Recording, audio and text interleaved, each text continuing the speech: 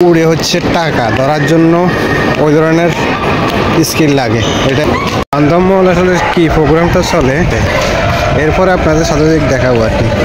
এটা হচ্ছে বান্ধব মহল, মাঝখানে একটা পানির ঝর্ণা আছে বিশাল।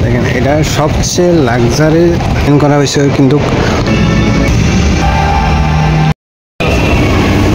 এখন উঠতেছি একেবারে উপরে, ঠিক আছে। তখন আমি পার্কিংয়ে ছিলাম, আমার উপরে আসছি, এই অবস্থা দেখি আপনাদের সাথে শেয়ার করি। যেহেতু মহিলা সব জায়গায় কিন্তু ভিডিও করা যাবে না, ঠিক আছে। তো আমি শুধু উপরেরটা দেখাইতে আছি, ঠিক আছে। উপরে কত সুন্দর দেখা যাইতেছে, মানে উপরের ছাদটা কত সুন্দর দেখেন, মানে সেই সুন্দর। তো আসলে বিদেশে হচ্ছে উড়ে হচ্ছে টাকা ধরার জন্য ওই ধরনের স্কিল লাগে, এটাই বাস্তবতা, ঠিক আছে। বান্ধব মহল আসলে কি প্রোগ্রামটা চলে সেটা একটু দেখাই, ঠিক আছে। এরপরে আপনাদের সাথে দেখাবো আর কি, ঠিক আছে। কি হচ্ছে, এটা হচ্ছে বান্ধব মহল, মাঝখানে একটা পানির ঝর্ণা আছে বিশাল, চারিদিকে হোটেল মোটেল যত কিছু, ঠিক আছে। তো অন্য সাইডে যাওয়া যাক।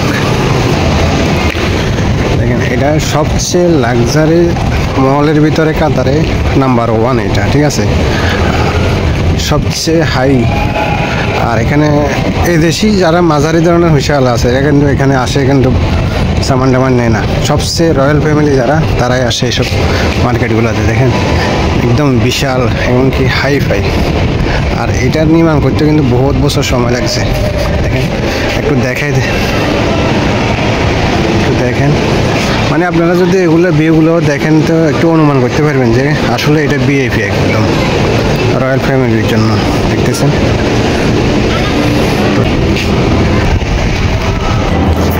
আসলে চাইলে কিন্তু বাইরে যাওয়া সম্ভব না, ঠিক আছে। তো এখান থেকে একটু দেখাই, দেখেন এখান থেকে লেকগুলো দেখেন কত সুন্দর,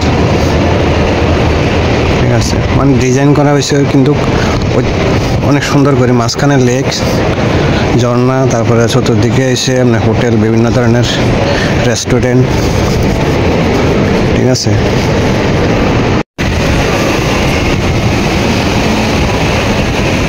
মানে দেখলে বোঝা যায় যে এটা অনেক লাক্সারি মল, দেখলে বোঝা যায়, ঠিক আছে।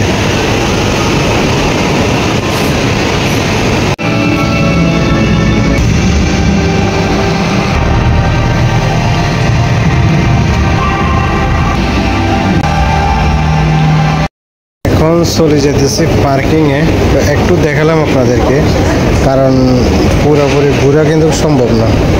এত কিছু ঘুরতে হইলে অনেক সময়ের দরকার, যা একেবারেই অসম্ভব, ঠিক আছে।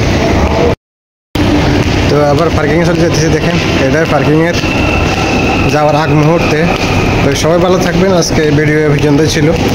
তো আসলে বেশ সব কিছু ভিডিওতে আনতে পারি না, কারণ সময় এবং সময়ের অভাব। ভালো থাকবেন সবাই, আল্লাহ হাফেজ।